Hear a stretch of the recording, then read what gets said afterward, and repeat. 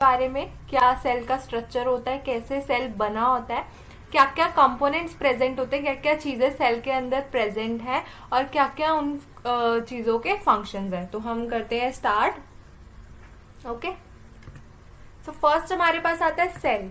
तो सेल क्या होता है? हमारा सेल एक smallest basic living structural and functional unit है हमारी बॉडी की। क्या होता है? सेल सबसे स्मॉलेस्ट, सबसे छोटी है। देखो सेल्स काफी सारे इकट्ठे मिला के बनता है टिश्यू। टिश्यू जब बहुत सारे इकट्ठे हो जाते हैं तो वो मिला के बनता है ऑर्गन, एंड ऑर्गन जब सारे इकट्ठे हो जाते हैं तो मिला के बनता है organ system, and organ system जब एक साथ हो जाए तो वो बनाते हैं इंडिविजुअल, मतलब कोई पर्सन को बनाते हैं। ठीक है, तो क्या है सेल? देखो सबसे छोटी यूनिट है एक इंडिविजुअल को फॉर्म करने में, है ना, तो है स्मॉलेस्ट बेसिक लिविंग थिंग है। ठीक है, structural and functional unit of the body. कोई भी काम करना है या कोई भी स्ट्रक्चर फॉर्म करना है तो उसके लिए सेल यूनिट जो है वो सबसे ज्यादा जरूरी है, और सबसे छोटे लेवल पे सेल ही वो चीज फॉर्म करती है। तो सेल क्या है? Smallest basic living structural and functional unit of the body. Okay, second हमारे पास आता है डिफरेंट कंपोनेंट्स या पार्ट्स ऑफ द सेल। हमारे सेल के क्या क्या पार्ट्स है या क्या क्या कंपोनेंट से मिलके हमारा सेल बना होता है। ठीक है, तो सबसे पहले सेल हमारा दो में डिवाइड है, न्यूक्लियस एंड साइटोप्लाज्म।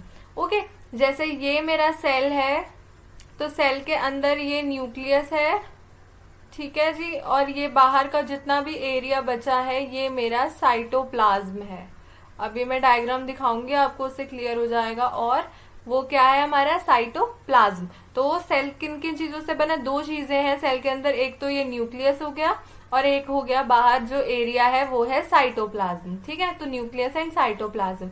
न्यूक्लियस की बात करें तो न्यूक्लियस में दो चीजें आ जाती है। एक आता है हमारा न्यूक्लियर मेम्ब्रेन। न्यूक्लियर मेम्ब्रेन मतलब मेम्ब्रेन होता है कोई भी चीज को, जब कोई चीज कवर कर रही होती है तो उस कवर को बोलते हैं मेम्ब्रेन।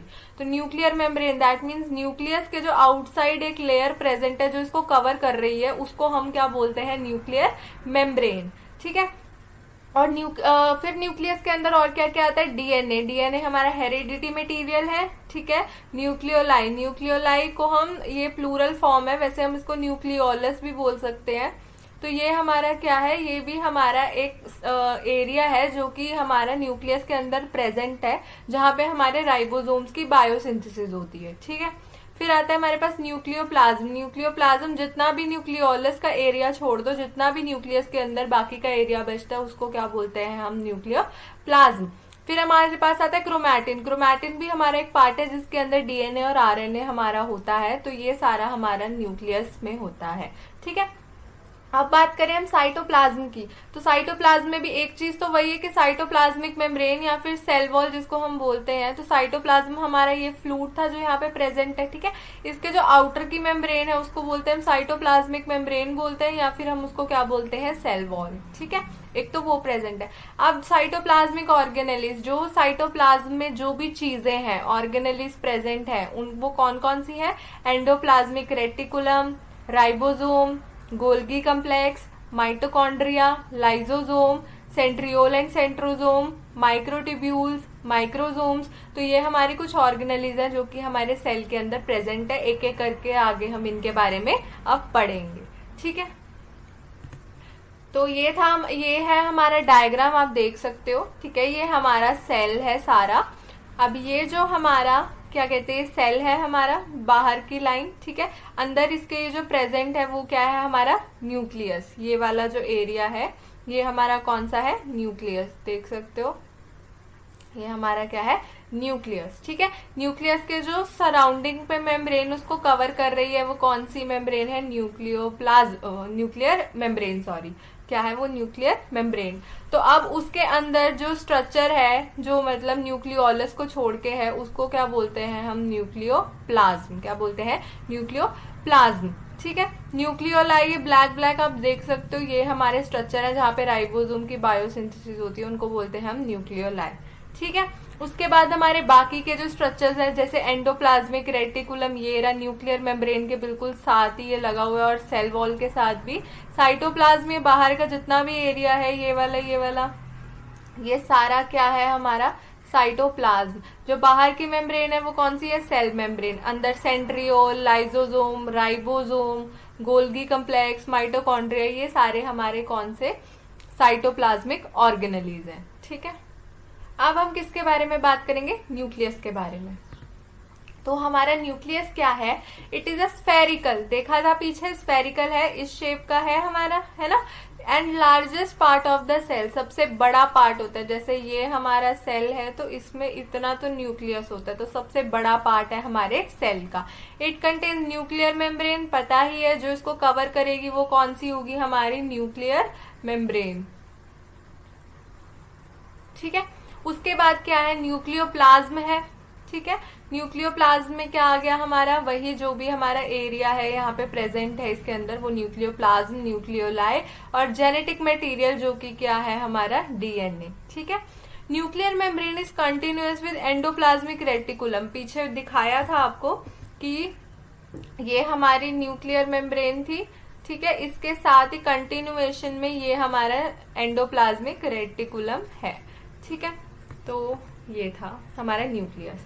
अब क्या क्या फंक्शंस है न्यूक्लियस के, क्या क्या काम करता है हमारा न्यूक्लियस, तो it controls all cellular activities, जितनी भी हमारी सेल की एक्टिविटीज है, सेल को अब इसको अंदर बुलाना है, इसको बाहर भेजना है, ये रिएक्शन करना है, ये रिएक्शन नहीं करना है, इसको किल करना है, इसको किल नहीं करना है, तो ये सब कौन कंट्रोल करता है, हमारा न्यूक्लियस। ठीक है, फिर it contains DNA, RNA and proteins, इसके अंदर तीनों चीजें प्रेजेंट होती है, डीएनए भी, आरएनए भी एंड प्रोटीन्स भी। Okay, RNA helps in protein synthesis, और आरएनए का काम क्या है, हमारा प्रोटीन बनाने में हेल्प करता है, और डीएनए क्या करता है, हेल्प करता है हमें क्रोमोसोम्स बनाने में, जो कि हमारे कैरेक्टरिस्टिक्स को बनाए रखता है।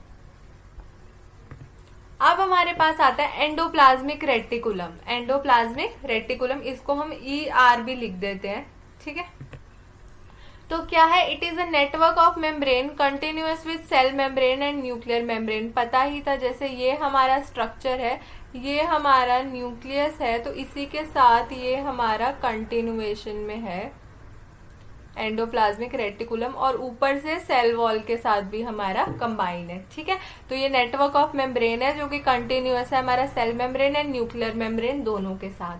फिर ये हमारा दो तरीके का होता है, कौन कौन से, rough surface endoplasmic reticulum and smooth surface endoplasmic reticulum. अब बात आ गई कि ये कैसे इन्होंने रफ नाम दिए, कैसे स्मूथ दिया। रफ उनको बोला गया जिनके सरफेस पे राइबोसोम्स प्रेजेंट है, तो उनको बोला गया है रफ, और जिनके सरफेस पे राइबोसोम्स एब्सेंट है उनको बोला गया है स्मूथ, उनको बोला गया है स्मूथ। जैसे कि रफ में लिखा है ribosomes are present at the outer border, present है आउटर बॉर्डर पे, लेकिन स्मूथ सरफेस में क्या, smooth surface does not possess ribosomes, उसमें राइबोसोम्स नहीं है उसके आउटर बॉर्डर पे, इसलिए उसको हम क्या बोलते हैं, स्मूथ एंडोप्लाज्मिक रेटिकुलम। आगे चलते हैं, इनके फंक्शंस के बारे में बात करते हैं कि एंडोप्लाज्मिक रेटिकुलम का फंक्शन क्या है। एक तो ये सरफेस एरिया प्रोवाइड करता है केमिकल रिएक्शंस के लिए, जितनी भी केमिकल रिएक्शंस है उनके लिए एरिया प्रोवाइड करता है कि आओ यहाँ पर हो जाओ। ठीक है, तो it helps in synthesis of steroids and proteins. पीछे बताया था कि जो राइबोसोम्स हैं उनका काम क्या होता है, प्रोटीन बनाना, वो हमारे हेल्प करते हैं प्रोटीन बनाने में। तो इसके पास राइबोसोम्स है, तो अल्टीमेटली ये भी हेल्प करेगा ना प्रोटीन बनाने में। ठीक है, तो it provides a pathway for transporting various chemical substances. एक ही पाथवे मतलब रास्ता बनाता है ट्रांसपोर्ट करने के लिए कुछ केमिकल सब्सटेंसेस को। ठीक है, and it helps to concentrate the products of synthetic activities of the cell. जो जो हमारे सेल की सिंथेटिक एक्टिविटीज हैं उनके जो प्रोडक्ट्स हैं उनको कंसंट्रेट करने में ये हेल्प करता है। कौन करता है, हमारा एंडोप्लाज्मिक रेटिकुलम। ठीक है, आगे बात करते हैं गोल्गी कम्प्लेक्स या गोल्गी अपरेटस के बारे में। कुछ भी इनका नाम आ जाए मतलब एक है, चाहे उसको गोल्गी कम्प्लेक्स बोल लीजिए, चाहे उसको बोलिए गोल्गी अपरेटस।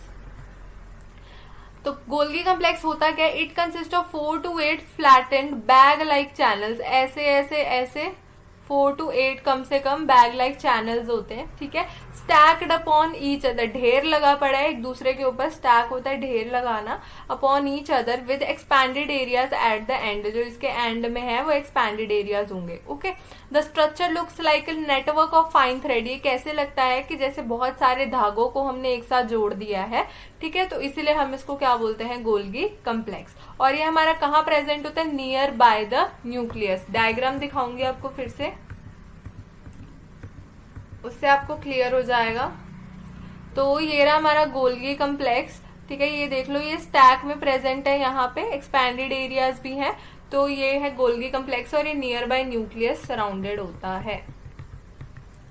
ठीक है, अब बात करते हैं इसके फंक्शंस की कि क्या क्या काम करता है हमारा गोल्गी एपरेटस। तो it helps in packaging of secretory proteins, जो भी प्रोटीन्स बनेंगे उनकी पैकेजिंग में हेल्प करता है। कौन करता है, Golgi apparatus. Okay, it helps in synthesis of carbohydrates, और क्या करता है, ये कार्बोहाइड्रेट्स बनाने में हेल्प करता है। सिंथेसिस होता है बनाना, ठीक है। एंड क्या करता है, it helps in intracellular sorting of proteins, और ये हमारे प्रोटीन्स जो है सेल के अंदर उनको सॉर्ट करके रखता है, अरेंज करके रखता है कि ये कौन सा है, इसको एक साइड पे, ये कौन सा है, इसको एक साइड पे, ठीक है। अब हमारे पास आता है अगला ऑर्गेनेली जिसका नाम है माइटोकॉन्ड्रिया। तो माइटोकॉन्ड्रिया क्या है, आर स्मॉल इंट्रासेलुलर ऑर्गेनेली। पता ही है हमें, सेल के अंदर ऑर्गेनेली जो प्रेजेंट है वो है mitochondria. And are also known as power house of the cell और storage house of energy. Power house of cell क्यों बोला जाता है इसको, पावर हाउस ऑफ सेल क्यों बोला जाता है इसको, क्योंकि ये हमारा एनर्जी को फॉर्म करता है, एनर्जी को सिंथेसाइज करता है। और हमारे सेल में एनर्जी किस फॉर्म में होती है, एटीपी, एडिनोसिन ट्राइफॉस्फेट, इस फॉर्म में हमारी एनर्जी प्रेजेंट होती है। तो ये हमारी एनर्जी को बनाता है और उसको स्टोर करके रखता है, इसलिए हम इसको बोलते हैं पावर हाउस ऑफ सेल और storage house of energy. Okay, it is bound by inner folded and outer smooth surface membrane. पता लग गया हमको कि इसकी दो मेम्ब्रेन्स है। कितनी मेम्ब्रेन्स है इसकी, दो मेम्ब्रेन्स है। एक हो गया इनर मेम्ब्रेन और एक हो गया हमारे पास आउटर मेम्ब्रेन, इनर मेम्ब्रेन और आउटर मेम्ब्रेन, ठीक है। तो इनर हमारी जो होती है वो फोल्डेड होती है, दो मेम्ब्रेन का बना होता है इनर वाली जो फोल्डेड है, और जो आउटर वाली है वो स्मूथ सरफेस्ड है, ठीक है। मतलब इसमें फोल्डेड मतलब ऐसे ऐसे फोल्ड हुई पड़ी है, और वो जो बाहर वाली मेम्ब्रेन है वो हमारी स्मूथ मेम्ब्रेन है, ठीक है। और इनर जो मेम्ब्रेन है उसमें बहुत सारे क्रिस्टा है, जो फोल्ड्स होते हैं उनको क्या बोलते हैं हम, Crysta. Okay, and F1 particles भी बहुत सारे प्रेजेंट है। डायग्राम देखो, डायग्राम से क्लियर हो जाएगा आपको कि ये हमारे पास कौन सी मेम्ब्रेन है, आउटर मेम्ब्रेन, ठीक है। ये बाहर वाली मेम्ब्रेन कौन सी, हमारी आउटर मेम्ब्रेन। जो अंदर की इनर मेम्ब्रेन है उसके बहुत सारे फोल्ड है, ठीक है। इनर कंपार्टमेंट्स है जो अंदर के कंपार्टमेंट्स है, आउटर कंपार्टमेंट है जो बाहर का इनका एरिया बच रहा है वो, और ये जो पार्टिकल्स दिख रहे हैं वो कौन से, F1 पार्टिकल्स है, ठीक है। तो ये था हमारा स्ट्रक्चर ऑफ माइटोकॉन्ड्रिया। अब बात करें इसके फंक्शंस की, तो मेन साइट है सिंथेसिस और स्टोरेज ऑफ एटीपी। पता ही है हमारा पावर हाउस है सेल का, तो एटीपी यही बनाएगा, एनर्जी यही बनाएगा, स्टोर करके रखेगा क्योंकि स्टोरेज हाउस भी है, ठीक है। It is the site for citric acid cycle, जो हमारी क्रैब साइकिल है, बीटा ऑक्सीडेशन साइकिल है, यूरिया साइकिल है, इलेक्ट्रॉन ट्रांसपोर्ट सिस्टम है। तो ये सारे हमारी जो साइकिल्स होती हैं वो कहाँ होती है, हमारी माइटोकॉन्ड्रिया में। ओके, तो इट कंटेन स्पेशल डीएनए, इसके अंदर इसका स्पेशल डीएनए होता है जो कि सेल्फ रेप्लिकेटिव होता है, वो खुद ही रेप्लिकेट मतलब अपनी कॉपीज बना लेता है, ठीक है। It performs the main function of conversion and transfer of cellular energy. ये हमारी जो सेल की एनर्जी है उसको क्या करता है, कन्वर्ट करता है और ट्रांसपोर्ट करने में या ट्रांसफर करने में उसकी हेल्प करता है, ठीक है। कौन करता है, माइटोकॉन्ड्रिया। तो ये कुछ उसके फंक्शंस है। अब फिजियोलॉजी ऑफ माइटोकॉन्ड्रिया की बात करें, फिजियोलॉजी क्या होता है, फिजियोलॉजी मीन्स होता है फंक्शनिंग। तो हम किसकी फंक्शनिंग की बात कर रहे हैं, माइटोकॉन्ड्रिया कैसे काम करता है देखते हैं अब उसके बारे में। व्हेन न्यूट्रिएंट्स, जो भी एसेंशियल न्यूट्रिएंट्स हैं वो, और ऑक्सीजन जब हमारा कंटैक्ट में आता है, जो भी हमारे एंजाइम्स प्रेजेंट है माइटोकॉन्ड्रिया में, जब भी न्यूट्रिएंट्स एंड ऑक्सीजन हमारे माइटोकॉन्ड्रिया के कंटैक्ट में आते हैं वो कंबाइन होके क्या बना देते हैं, हमारा कार्बन डाइऑक्साइड, हमारा वाटर बना देते हैं और हमारी एनर्जी लिबरेट कर देते हैं। क्या कर देते हैं, एनर्जी को लिबरेट कर देते हैं, बना देते हैं, ठीक है। और बाद में वो एनर्जी किस लिए यूटिलाइज हो जाती है, टू सिंथेसाइज द एटीपी। किस लिए, एडिनोसिन ट्राइफॉस्फेट, जो हमारी सेल की एनर्जी है उसको बनाने में ये हेल्प करते हैं, ठीक है। द एटीपी, फिर वो एटीपी क्या करता है, जो बन जाता है, then diffuses throughout the cell, पूरे सेल में डिफ्यूज आउट हो जाता है, and releases its stored energy for performing cellular functions, और क्या करता है, अपनी जो स्टोर्ड एनर्जी है उसको निकाल के सेल के जितने भी फंक्शन है, लाइक सेल को कोई मूवमेंट करनी है, सेल को खाना चाहिए, सेल को ब्रेक डाउन करनी है, सेल को साइकिल चलानी है, ठीक है, तो उन सारे कामों में एटीपी हेल्प करता है फिर फर्दर। तो ये है फिजियोलॉजी ऑफ माइटोकॉन्ड्रिया कि माइटोकॉन्ड्रिया कैसे हमारा फंक्शन करता है। फिर हमारे पास आता है ऑर्गेनेली लाइजोसोम। लाइजोसोम को हम बोलते हैं डाइजेस्टिव एपरेटस ऑफ सेल, या फिर हम उसको डाइजेस्टिव एंजाइम भी बोल देते हैं, डाइजेस्टिव एंजाइम भी बोल देते हैं। और इसने क्या लिखा है, सुसाइडल पैकेट्स, और हम उसको सुसाइडल बैग्स भी बोल देते हैं। सुसाइडल बैग्स मतलब खुद ही खुद को मारते हैं, ठीक है।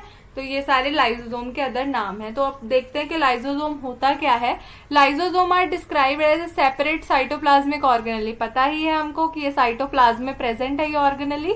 दीज आर मेम्ब्रेनस, ये मेम्ब्रेन बाउंड है, इसकी मेम्ब्रेन होती है। कंटेनिंग पावरफुल डाइजेस्टिव एंजाइम, इसके अंदर जैसे लाइसोसोम है इसके अंदर बहुत सारे डाइजेस्टिव एंजाइम्स प्रेजेंट होते हैं, ठीक है जी। Which are capable of breaking down many kind of molecules, और क्या कर सकते हैं, ये बहुत सारे मॉलिक्यूल्स की ब्रेक डाउन कर सकते हैं, इवन अपना सेल भी डिस्ट्रॉय कर सकते हैं। That is why they are known as what, suicidal bags.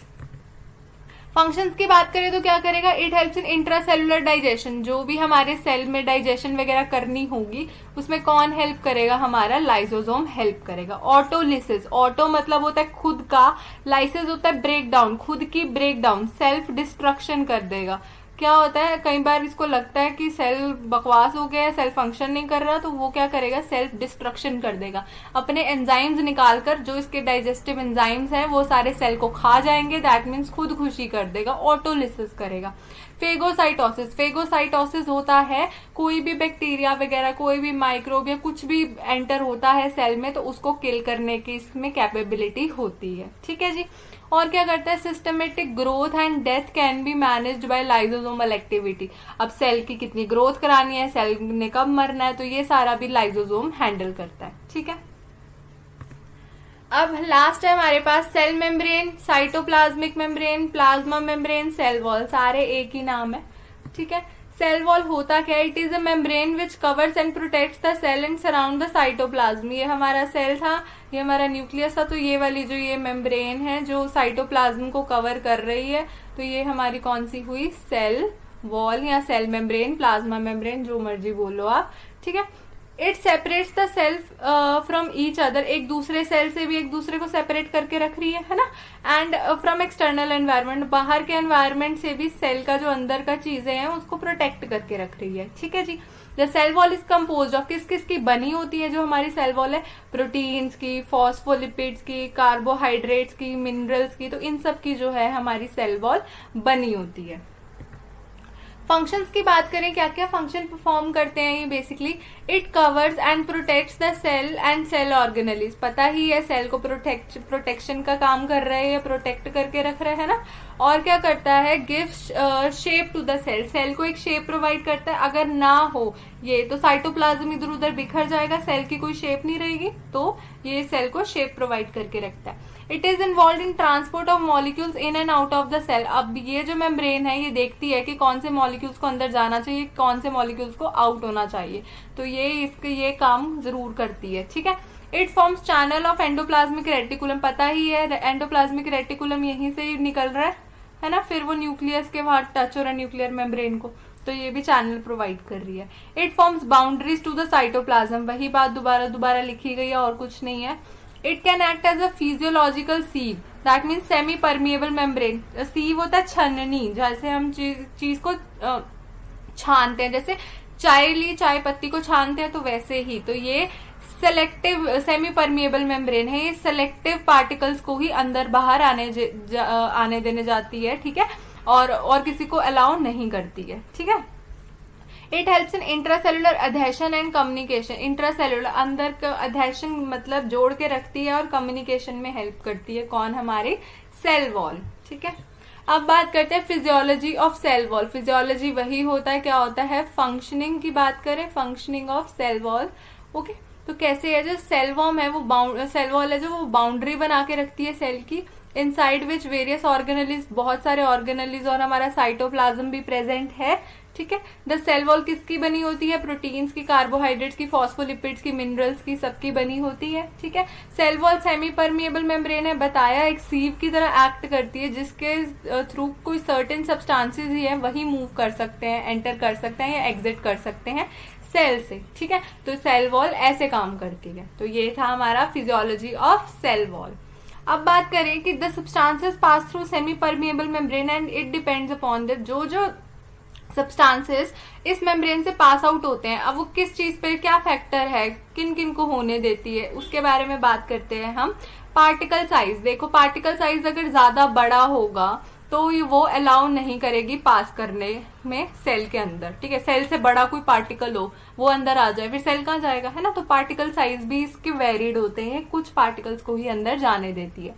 Concentration की बात करें तो डिपेंड करता है, अगर वो चीज वो आपने मूवमेंट देखी है, higher concentration to lower concentration movement होती है ना। तो क्या होता है, हायर कंसेंट्रेशन लोअर कंसेंट्रेशन, ये कंसेंट्रेशन भी चेक करती है, अगर इस चीज की रिक्वायरमेंट है तभी अंदर बुलाएंगे या बाहर निकालेंगे, वरना नहीं करेंगे। ठीक है जी।